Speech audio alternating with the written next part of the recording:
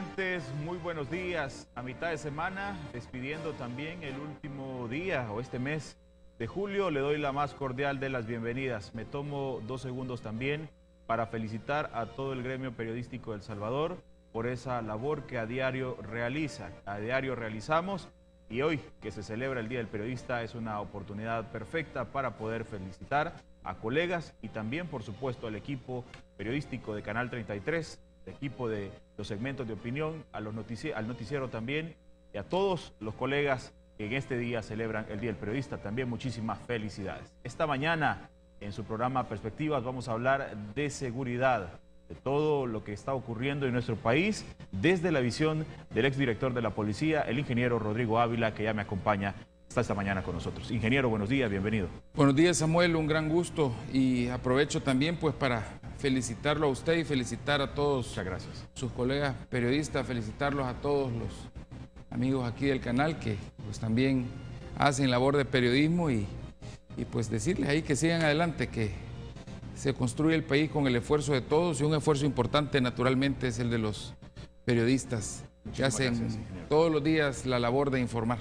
Gracias. Amigos televidentes, a usted la invitación para que también pueda acompañarnos en esta interesante discusión esta mañana a través del correo electrónico y también de sus tweets. La cuenta de correo es perspectivas@canal33.tv y también la cuenta de Twitter @perspectivas33.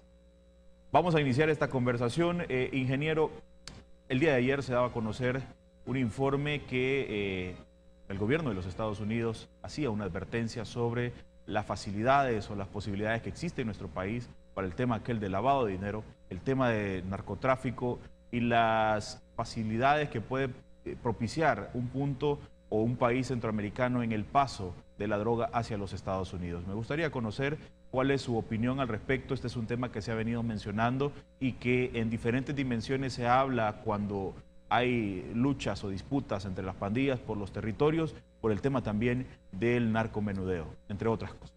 Bueno, Samuel, yo creo que nuestro país todavía dista mucho de tener las condiciones propensas para el narcotráfico que pueden tener países como Guatemala y países como Honduras. Eso tiene una razón que tiene que ver con los límites fronterizos que otros países tienen, que son más ventajosos para los narcotraficantes, como México, que tiene frontera, como Guatemala, que tiene frontera con México, y como Honduras, que tiene una salida amplia al Atlántico, a la zona del Mar Caribe, y obviamente la extensión de estos países vecinos, amigos, hermanos, les ayuda. Estos países hermanos tienen grandes extensiones de terreno donde se pueden esconder pistas clandestinas, donde se pueden esconder muelles de repostaje para lanchas rápidas. Tienen condiciones donde inclusive en Guatemala tuvieron plantaciones de amapola y estaban procesando en una época determinada lo que era heroína. O sea, son condiciones geográficas muy distintas. Sin embargo, nosotros tenemos algo que es propicio más que para el narcotráfico, para el lavado de dinero, que es precisamente que somos una economía dolarizada. En nuestro país circula el dólar, lo cual hace muchísimo más fácil que en cualquier otro país de Centroamérica, exceptuando Panamá, para que se pueda realizar operaciones de lavado de dinero. De hecho, recordemos el tema de los narcobarriles. Esos barriles, según después se decía, contenía dinero que había sido traído de Guatemala. O sea que el narcotraficante había logrado o había hecho ese mal dinero en las operaciones de narcotráfico y lo había captado probablemente en México, Estados Unidos, lo habían llevado a Guatemala, y de Guatemala lo habían trasegado o lo habían traído a El Salvador, donde naturalmente se cree pretendían ellos diluirlo, meterlo en la economía. Y hay ciertos tipos de negocios que se prestan precisamente para lavar y esconder dinero. En otros países lo que se mira son esos repuntes de construcción, repuntes de viviendas caras, apartamentos caros que nadie compra. Aquí en El Salvador yo creo que no los compra la gente por otras situaciones, más bien por la situación económica, la incertidumbre, pero pero no es como esos booms que se han visto de construcción o esos booms que se han visto de negocio fachada en otros países centroamericanos y en muchos países del Caribe. Sin embargo, es una realidad, Samuel, que El Salvador ha sido utilizado a través de sus fronteras, y no estamos hablando que aquí aterrizan aviones en la noche o aquí, bueno, es probable, y en el oriente del país se habla de las lanchas que tiran paquetes que muchas veces no son droga, muchas veces son queso. A mí me tocó un caso en el año 97 donde descubrimos un gran alijo de lo que creíamos que era droga. Hasta con operación utilizaron varias lanchas, camiones, utilizaron grupos armados en la playa, y al final los capturamos el alijo, y resulta que era queso, era queso que venía traído de Nicaragua. Pero al fin, sí existe eso. Pero la mayoría de la droga que está pasando por aquí, se ha visto, esto ha quedado evidenciado en las últimas semanas, es a través de las fronteras mismas, escondido en caletas, en camiones, a través de lo que esconde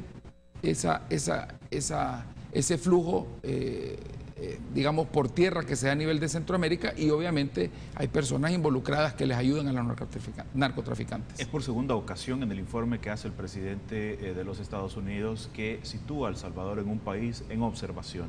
¿Los esfuerzos que se están realizando son suficientes? Yo creo que se necesita naturalmente hacer mucho más esfuerzos, pero hay que reconocer que somos un país con recursos limitados. Y ahí es donde yo creo que países como los Estados Unidos tienen que seguir apoyando y ayudando los esfuerzos de Centroamérica. Yo sí siento que hay otros factores nuevos que pueden de alguna manera afectarnos. Uno de ellos, creo yo, es el crecimiento y el aumento de capacidad operativa y territorial que tienen las pandillas. Porque al final ya se ha visto que hoy los pandilleros ya solo no están operando únicamente en materia del narcomenudeo, sino que ya están protegiendo otro tipo de operaciones delictivas.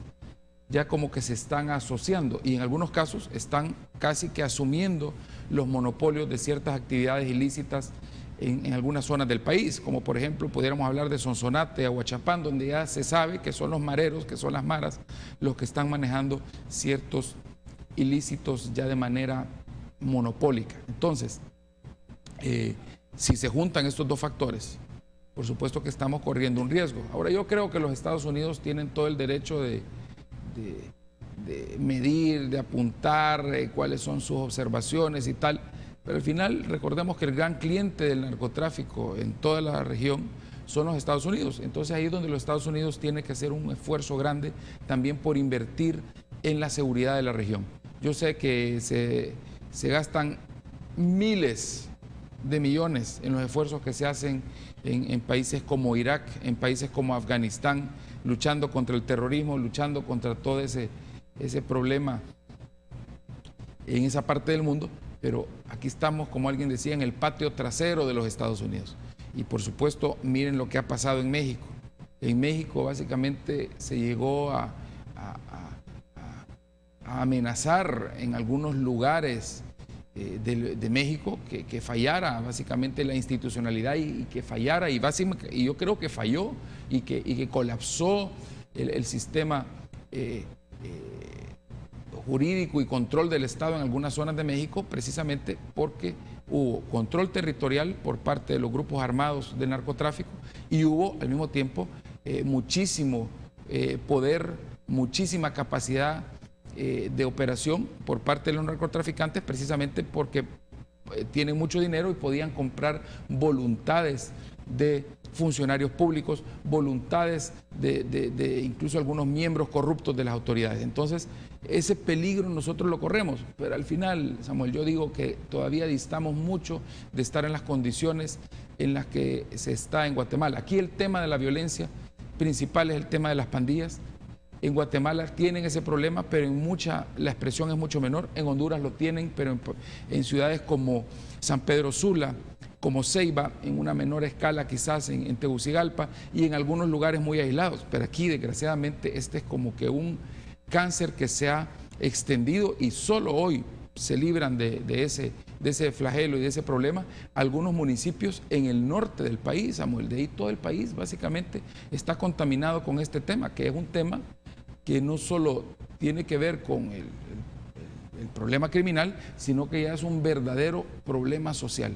Las pandillas se constituyen como una amenaza para toda la región, pero aquí en el país ya no son, ya básicamente son un peligro real, un peligro que está ahí, un peligro que podemos ver, que podemos palpar, y desgraciadamente que con este tema de la mal llamada tregua ha crecido y está desbordando, porque la gente ya no aguanta.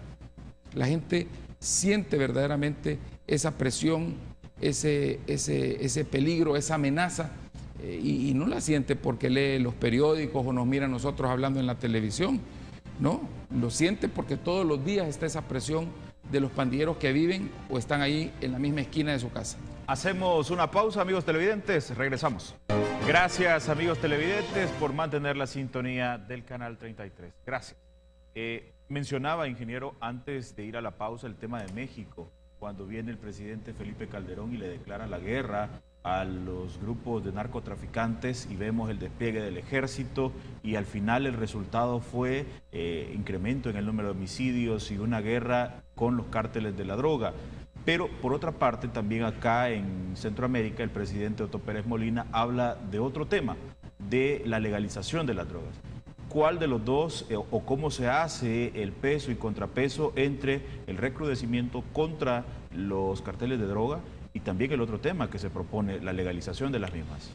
Bueno, yo creo que hay ciertas drogas que ya han sido legalizadas en otros países, incluso sin muchísimo éxito en cuanto a contrarrestar el efecto criminal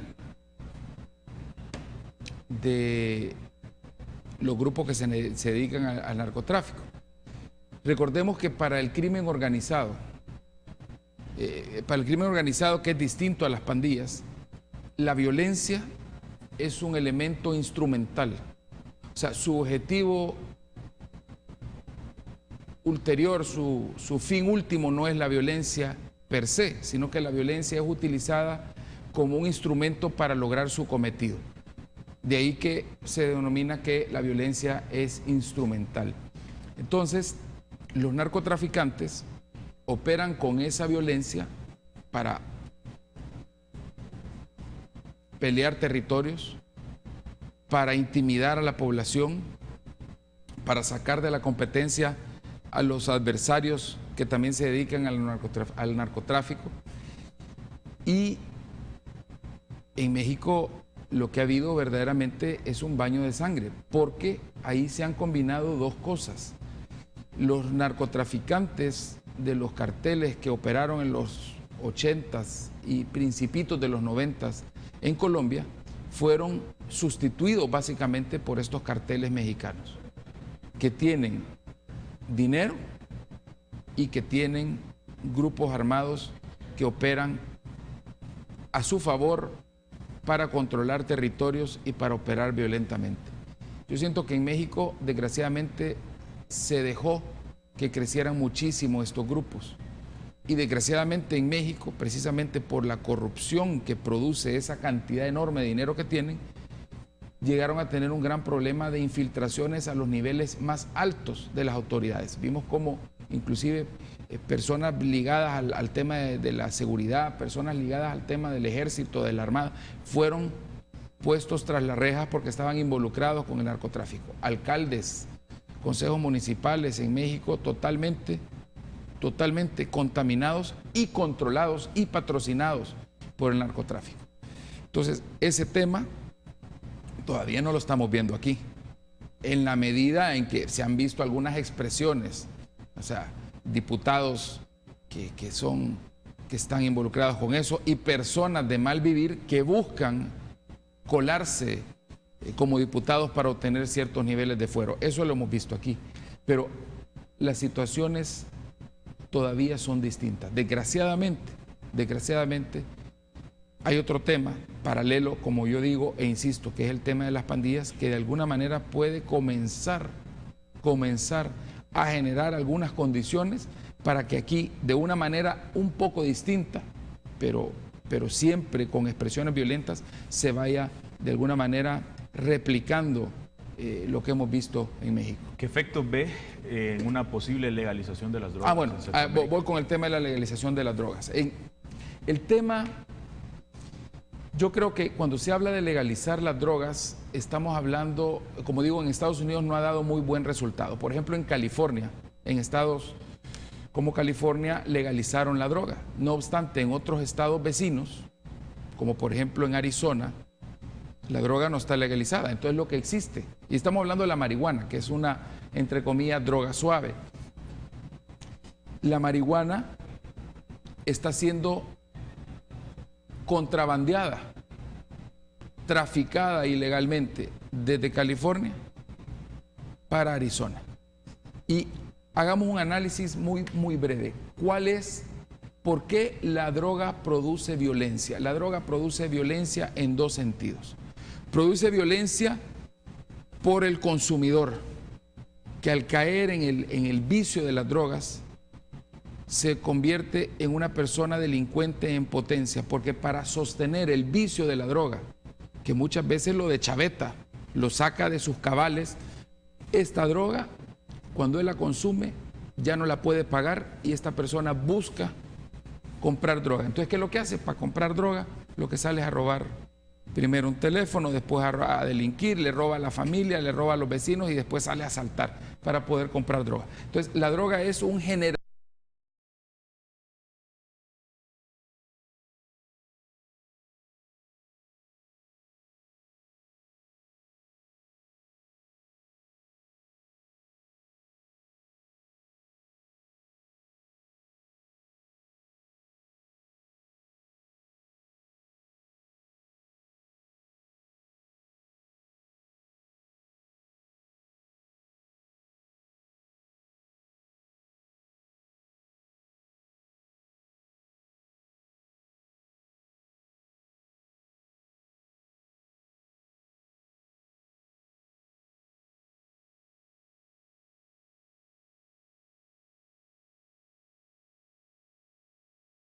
Y ese es el parangón. Dicen, bueno, en los años 20, los gángsters, los famosos gángsters de Al Capone y todos esos que andaban en Chicago y todo, que se ametrallaban con las famosas ametralladoras Thompson, esos se mataban porque estaban controlando y peleándose el mercado del licor ilegal. Pero media vez se legalizó el licor, ya otra vez, ya paró la violencia. Paró la violencia. Ese es el argumento que ocupan quienes dicen que quieren que se puede legalizar la droga.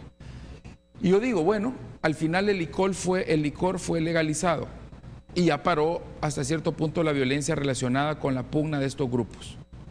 Pero el licor es un producto que en su última expresión ya no puede generar otro subproducto que sea ilegal. El alcohol más fuerte es el alcohol puro. Ya después del alcohol puro usted ya no puede sacar una cosa que sea más dañina para la salud que el mismo alcohol, si lo consume en exceso. ¿Qué pasa con la cocaína? Hay unas personas que dijeron, bueno, se legaliza la cocaína, ok. Pero siempre si la cocaína está legalizada, va a haber otros subproductos más fuertes que la cocaína, como el crack, como el bazuco, por ejemplo, que ineludiblemente van a tener que ser prohibidos porque esos son, la cocaína es destructiva, pero el bazuco o el crack son todavía más destructivos. Entonces el bazuco y el crack jamás van a poder ser legales porque son nocivos para la salud de una manera superior a la cocaína en su expresión más común. Entonces, si existen esos subproductos que son droga barata, muchas veces droga de desecho, droga mucho más dañina, droga que tiene mucho mayores niveles que genera mayores niveles de dependencia de las personas adictas, es imposible entonces que se permita que se trafique la cocaína.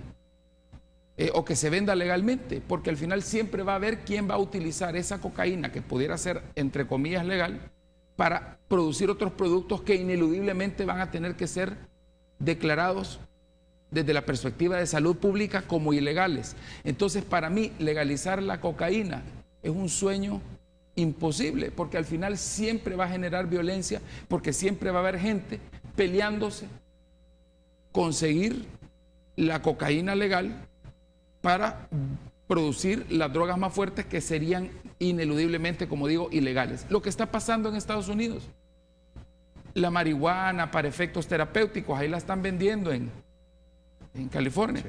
Pero ahí hay mafias que se están matando del otro lado de la frontera, en el estado de Arizona, porque van a traer contrabando de marihuana producida, entre comillas, legalmente en California, y ya se cayó en la ilegalidad, porque no todas las personas que producen o que cultivan marihuana en California, creo que en el estado de Washington también, en el estado arriba, en el noroeste de los Estados Unidos, no todas esas personas lo están vendiendo legalmente ni lo están cultivando para efectos terapéuticos, sino que bajo esa pantalla están cultivando mucha más cantidad de marihuana y la están mandando a otros lugares donde es ilegal en la Unión Americana. Entonces al final están generando violencia, el número de homicidios, el número de personas muertas por los pugnas de los mercados de marihuana en los estados donde es ilegal ha crecido. Entonces yo digo, a mí no me parece una ruta viable legalizar las drogas como la cocaína, porque al final siempre generarían violencia, al final generarían mucha más violencia, porque habría un montón de cartelitos que andarían buscando la cocaína legal, entre comillas, para convertirla en los derivados mucho más fuertes, que al final son mucho más rentables para ellos. Perfecto. Vamos a hacer, amigos televidentes, una pausa comercial. Al regresar hablamos de la tregua entre las pandillas, de ese pacto, de qué es lo que están opinando los alcaldes, de toda la situación que involucra al Ministerio de Seguridad también. Y es que no solo los homicidios son o sirven para medir el grado de seguridad que existe en nuestro país. Hay otros delitos. De eso consultamos también al regresar de la pausa comercial. No le cambie. Amigos, muchas gracias por mantener nuestra sintonía y gracias también por participar de esta entrevista a través de sus comentarios en el correo electrónico y también en nuestra cuenta de Twitter. Mencionaba en este tema de las drogas, la disputa de los territorios y todo, el tema de las pandillas. El tema de los homicidios también en los últimos días se vincula al tema o al accionar de las pandillas. El mes de julio, lo decía ya el director de la Policía Nacional Civil, incrementa en la cifra de homicidios en comparación con el mes del 2012, con julio del 2012.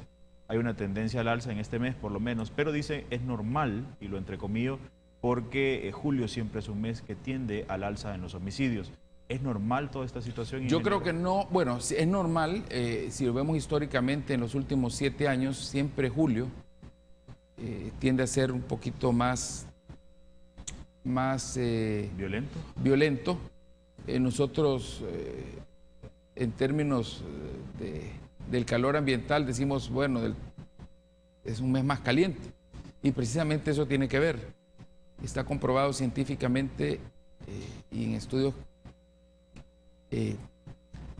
de criminología, se ha logrado determinar de que entre más caliente esté el clima, más afloran las expresiones violentas de aquellos seres humanos, de aquellas personas que tienen de alguna forma reprimida o contenida en su interior alguna actitud violenta.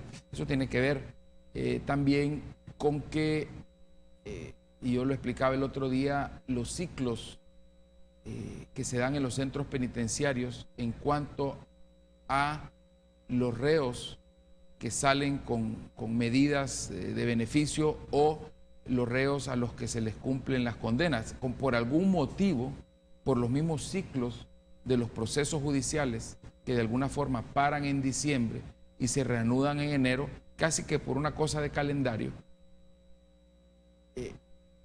a mediados de año salen muchísimos reos, siempre.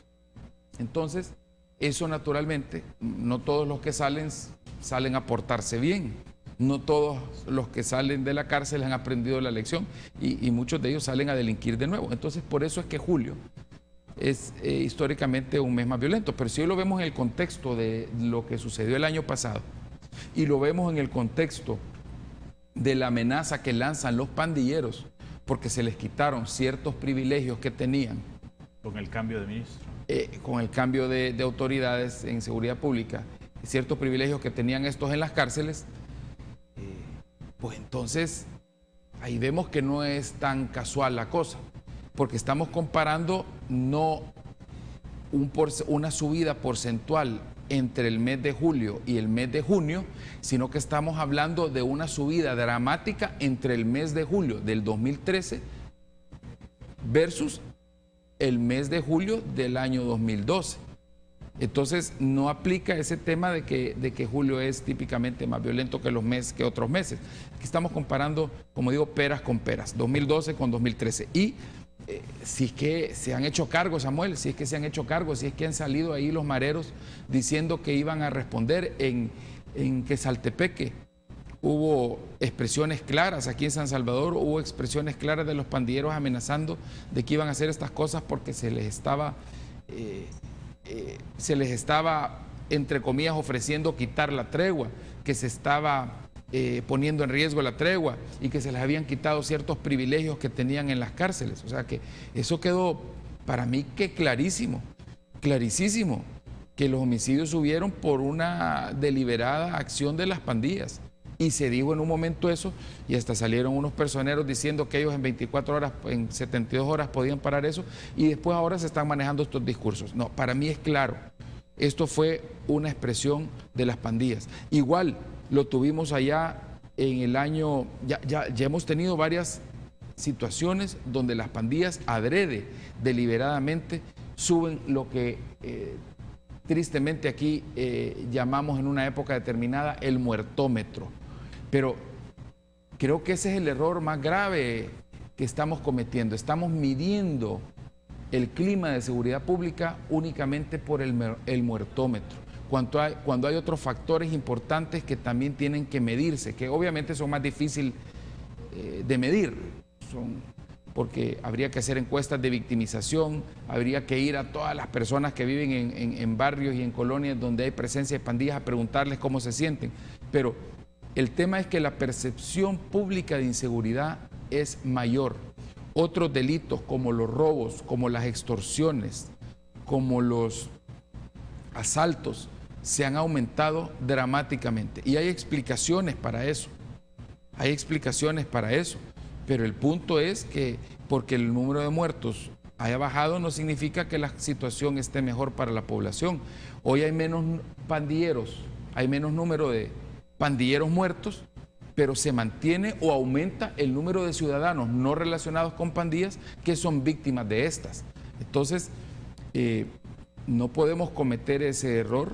Yo sí siento de que ahora el problema es que hay más pandillas, que las pandillas tienen mayor fuerza, que las pandillas se han repartido el territorio.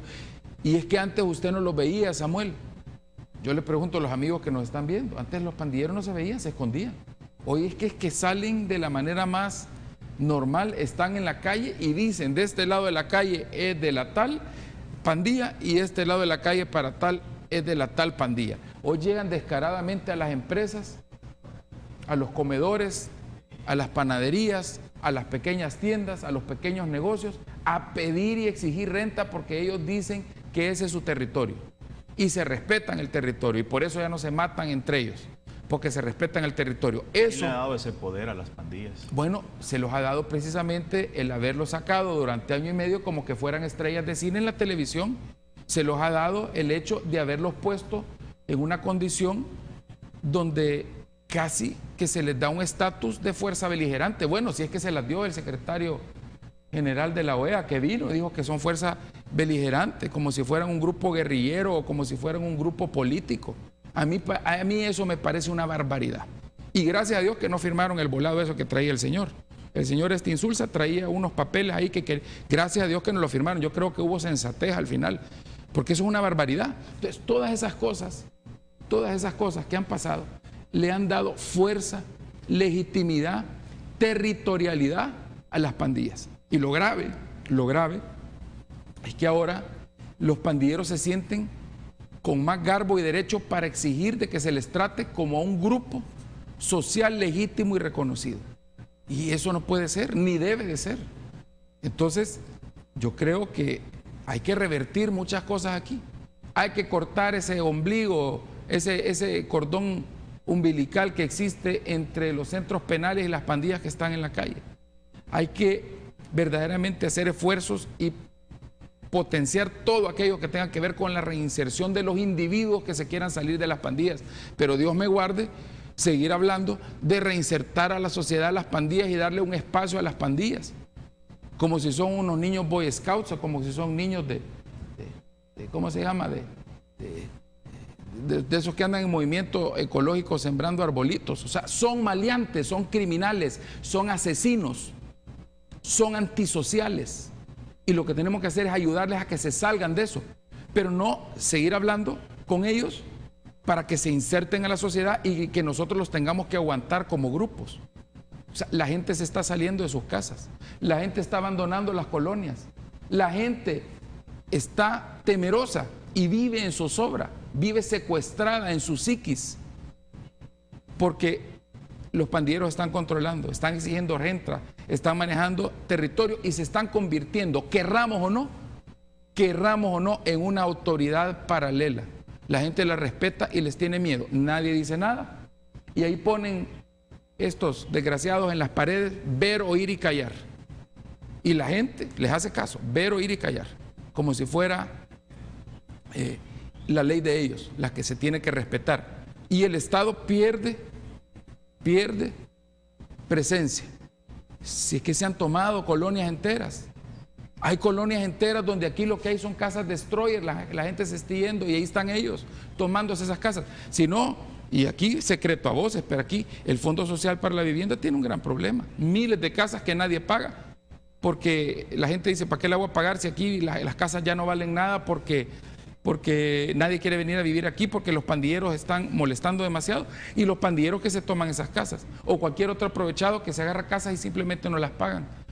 Y en otros lugares la gente tratando de salir porque sus hipotes pueden caer víctimas de las pandillas en cualquier momento porque los quieren reclutar. Fíjese, Samuel, que ayer yo hablaba con un amigo muy querido y esta persona me decía, si es que el problema es que aquí el caldo de cultivo de las pandillas son todos aquellos niños y aquellos jóvenes que vienen de hogares desintegrados, de hogares donde falta el papá, de hogares donde ha habido un problema de disfuncionalidad. Eso era antes. Si es que ahora los pandilleros están reclutando a hijos de papá y mamá buenos cristianos, buenas personas, trabajadoras, porque en las colonias dominan los pandilleros y estos cipotes están siendo coaccionados por un grupo que ahí está y que ahora está reclutando cipotes de familias integradas, de familias que tienen valores, de familias cristianas, porque ahí están presionando y les dicen a los cipotes, o estás con nosotros o están contra nosotros. Y al cipote que no se hace pandillero, le están comenzando a hacer la vida imposible. Y por eso es que este tema de la tregua ha sido tan trágico, porque ahora hay más pandilleros. Y lo ha dicho las mismas autoridades en los discursos, en las mismas cifras que el presidente de la República ha dado, han venido subiendo en los discursos públicos el número de pandilleros. Y la verdad es que es cierto, en la calle hay más pandilleros hoy que antes y se les mira más descaradamente y salen orgullosos a decir, yo soy pandillero, hey, mira, yo soy de la tal, yo soy de la cual, y llegan a las tiendas, hey, aquí se va a hacer tal cosa. Están desplazando a las autoridades, están desplazando al Estado, están desplazando las buenas costumbres y se están apoderando. Y claro, es que la vida loca es más fácil, hombre. Si cualquier Aragán hace más dinero con un teléfono celular llamando y pidiendo extorsión, pidiendo renta, que una persona decente que quiera trabajar. A mí me parece una barbaridad estarle ofreciendo becas a los pandilleros cuando hay miles de jóvenes buenos, honrados, que quieren salir adelante, necesitan oportunidades. Démosle oportunidades a los buenos y a estos démosle una oportunidad de integrarse y hacerse buenos, pero mientras no sean buenos, no les andemos ofreciendo flores. O sea, para mí lo que se necesita es fuerza y recuperar a través del imperio de la ley, el control de toda esquina, de todo barrio, por parte del Estado. Amigos televidentes, muchísimas gracias por estar en nuestra sintonía. Rápidamente, antes de leer los comentarios, ingeniero, en esta situación hay también el regreso del general David Munguía Payés a las tareas de la defensa nacional, luego de pasar varios meses fuera, según se dijo, de la actividad de la seguridad, aunque el presidente manifestó que era su asesor en el tema de la seguridad. ¿Tiene algo que ver con el tema de las pandillas? No, bueno, yo creo que lo que tiene que ver es cómo se manejó el tema de la tregua. Yo creo que esto no tiene, es que esto no es de ahorita, esto no es de que si regresó o no regresó. Eso es algo que se ha venido cociendo desgraciadamente desde hace algún tiempo. Y a esto no nos ha ayudado también el tema de las deportaciones, porque en los últimos años han venido deportaciones desde los Estados Unidos de personas que vienen directamente de las cárceles y que son pandilleros, porque en Estados Unidos al que catalogan como pandillero, automáticamente a ese le dan para afuera. Y es una consigna que tienen en Homeland Security, que a la persona que es miembro de pandillas no se le van a dar ningún beneficio migratorio. Entonces todo eso nos lo están mandando de regreso. Yo no culpo a los Estados Unidos por eso, pero el problema es que aquí nos generan un gran problema, porque no vienen precisamente a estudiar o a trabajar, vienen a delinquir. Entonces, esto no es nuevo. Yo creo que ese tema no tiene mayor cosa que ver. Lo que sí tiene que ver fue la reacción que tuvieron los pandilleros cuando se dice le quitaron algunos beneficios carcelarios que tenían. Si es que miren, si es que el descaro más grande, si es que hasta salían en Facebook, salían ahí tuiteando, mensajeando, tenían internet en las cárceles. Si eso no es secreto. Y eso es una barbaridad también. Pero lo más barbaridad es que un montón de asesinos que seguían delinquiendo salían en la televisión como si fueran estrellas de Hollywood. Como yo digo, lo importante, si es que alguien ha hecho cosas malas y sale en la televisión arrepintiéndose y sale en la televisión diciendo, miren, ya no seamos así, o dando un ejemplo de vida para que otros no sigan ese camino, está bien. Pero es que el problema no es lo que habían hecho en el pasado, el problema es lo que seguían haciendo y siguen haciendo ahorita. Y muchos de los que salen ahí en la televisión y los que salen en esos actos en los municipios libres de violencia, que distan de ser mucho de eso, porque un montón de muertos, y es más, hasta los van a tirar por consigna. Si matan a uno adentro del municipio, mira, dicen ellos, anda a tirar el muerto del otro lado de la calle porque es el otro municipio, para que no salga en la cuenta y así poder llevar ellos en paz la fiesta con las autoridades.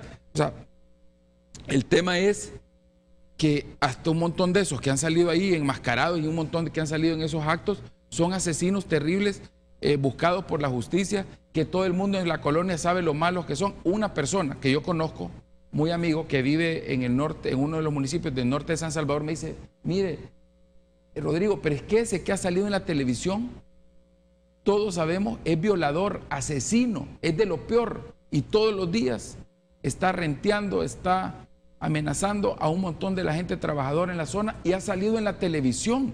Entonces, ¿cuál es el mensaje que se manda cuando un delincuente reconocidísimo en sus comunidades sale en la televisión sentado a la par de las autoridades y dándole la mano al señor que viene de Washington?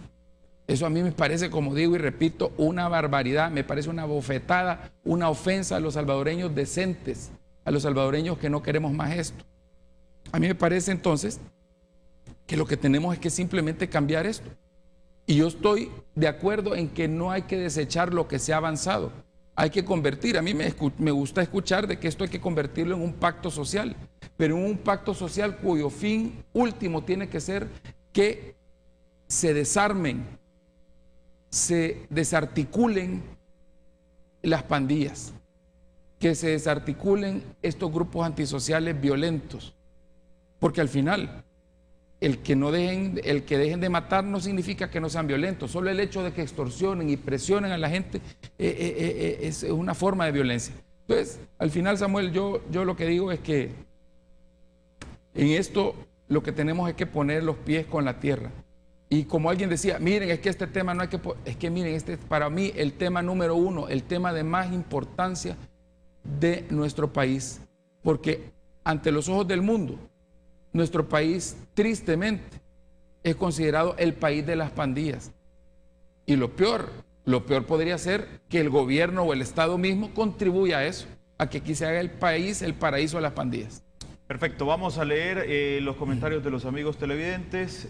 Dice el amigo que se identifica como Dos Santos Aveiro: Rodrigo, estamos hartos de tanto ver que las autoridades respetan más a los mareros que a las personas que trabajamos día a día. Emilio Monterrey comenta: hay que controlar a esos vagos, saben dónde están, hay que irlos a traer y llevarlos a fincas, reclusorios que trabajen por su comida. Dice también el amigo Juan Carlos Sura: es falso que es de ahora que exigen abiertamente la extorsión y que antes estaban escondidos. Es de años que la cosa está así, comenta Juan Carlos Sura. Dice el amigo Adilton Perro Flores, dice: hay países escandinavos que ya legalizaron la droga y han reducido la criminalidad y el narcotráfico. También hay otro comentario que pregunta el amigo Emilio Monterrey. Está Ben Cáceres, que dice: ¿por qué usted no combatió el narcotráfico? Nunca tuvo conocimiento del cartel de Texas, dice el amigo Mincho Cáceres. Okay. Y también el amigo Emilio Monterrey hace una consulta que es de tema político y dice: de haber una segunda vuelta entre Norman Quijano y Tony Saca, ¿a quién apoyaría? Rodrigo Ávila. Es la consulta que hace el amigo Emilio Monterrey. Ingeniero. Bueno, hoy estamos hablando de seguridad pública, no de políticas. Por eso al señor Monterrey no le voy a contestar ahorita, sino que cuando me inviten a hablar de política vamos a hablar de eso. Pero bueno, de acuerdo con el señor Dos Santos, el señor Monterrey hablaba de ponerlos en granjas, en lugares recluidos para que estos trabajen. Ahí está el artículo 13 de la Constitución. El señor Juan Carlos Sura dice: sí, no es que es falso que antes no extorsionaban. Claro que extorsionaban antes. No es falso. Antes andaban, se escondían entre ellos porque entre ellos se estaban matando por el territorio. Hoy se lo repartieron y salen más abiertamente. Antes mandaban un cipote chiquito con un teléfono o mandaban a los mareros más jóvenes a extorsionar. Hoy llegan ellos en grupo y descaradamente a pedir la renta. O sea, siempre han existido las extorsiones, pero hoy se han aumentado y se están haciendo de manera más descarada y abierta ante la gente. Y eso es algo que la población lo está sintiendo. O sea, que no es falso eso, es totalmente real. Legalizar la droga en países escandinavos han tenido problemas. En Suecia incluso se revirtieron algunos de estos temas. Y lo que se ha legalizado en algunos países escandinavos, y más bien países Países Bajos, como Holanda, por ejemplo, han sido las drogas suaves o las drogas de boutique, como la marihuana, el hashish, las pastillas de marihuana, los pasteles de marihuana, algunas drogas sintéticas suaves. Pero perdón, la cocaína, yo no sé de ningún país donde hayan legalizado la cocaína, porque los subproductos de la cocaína son ineludiblemente, como decía antes, prohibidos por las autoridades de salud pública. O sea que eso es falso. De hecho, hubo un problema muy serio en Alemania donde revirtieron este tema porque, como dije antes, la adicción a las drogas produce violencia también, porque el adicto se vuelve violento. Es igual que el bolo, es igual que el alcohólico constitucionario, se vuelve violento. Muchas veces otros se vuelven pasivos, pero no trae nada bueno. Muchos de los hechos de violencia intrafamiliar precisamente se dan por el abuso del alcohol o de las drogas. Entonces, no se ha comprobado. Y desgraciadamente, como digo, cuando una droga pueda tener subproductos que sean al final más fuertes y que vayan a ser ilegales de todas formas, es difícil hacer esto. ¿Por qué ahí este señor Mincho Cáceres dice que por qué no combatimos el narcotraficante? Porque yo quiero decirle que quien comenzó las investigaciones contra todos esos grupos de San Miguel fue este servidor. Cuando nosotros, varios dicen, ¿por qué no se combatió al cartel de Texas? Pues yo quiero decirle que varios de los personajes que están ahí involucrados o que se dicen formar parte de este cartel fueron puestos en prisión en investigaciones que se hicieron en otros años. Desgraciadamente fueron puestos en libertad por autoridades judiciales en aquel momento y fueron dados de beneficios, digamos, judiciales. Pero siempre combatimos el narcotráfico y lo hicimos de una forma tan bueno, un poco diferente y efectiva, en el sentido que atacamos no solamente al gran narcotráfico, sino que al narcomenudeo. Nosotros agarramos en un año determinado más de 6 toneladas de droga, incluyendo aquellas lanchas que se agarraron en San Miguel, las lanchas que se agarraron en Aguachapán, el camión que se agarró 3 veces se agarraron camiones en las fronteras, se agarraron allá en la frontera del oriente con Honduras, se combatieron los carteles aquí. O sea, eso fue algo que se hizo mucho y se tiene que seguir haciendo. Pero al final, yo lo que digo es que se tiene que adaptar el Estado, las instituciones, para combatir esas mutaciones que el mismo crimen hace. Ingeniero, muchas gracias por venir esta mañana y compartir con la audiencia del Canal 33. No, muchas gracias, nos quedamos cortos. Otro día podemos venir a platicarte otros temas, Samuel.